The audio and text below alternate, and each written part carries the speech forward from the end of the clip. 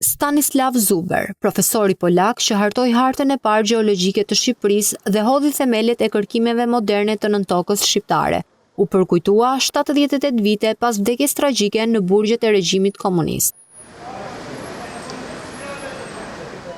Përfaqësues të ambasadës polake vendosën lulet e pllaka përkujtimore kushtuar profesorit përballë burgut të Minepezës, ku ai u burgos dhe ndroi jetë në vitin 1947. He elaborated the first ever complete geological and tectonic map of Albania.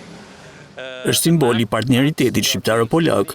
Përkujtojmë jo vetëm punën, por edhe vdekjen e tij për shkak të torturave në burgjet e regjimit komunist, përfshirë këtu edhe shqiptarët. Jemi të trishtuar që ende nuk e dim ku prehet. Shqipëria është drejt BE-s dhe duhet ta promovojmë, por jo pa përmendur të shkuarën e errët. Zuber, i lindur në Lviv në 1883, erdhi në Shqipëri në vitet 20 si ekspert i kompanisë italiane AIPA për kërkimet e naftës.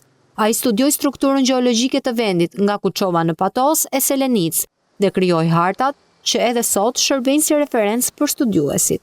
Por përveç meritave shkencore, kujtimi i tij lidhet edhe me një fat tragjik. Në vitin 1947, Zuber u arrestua nga autoritetet komuniste shqiptare i akuzuar për spionazh dhe sabotim ekonomik.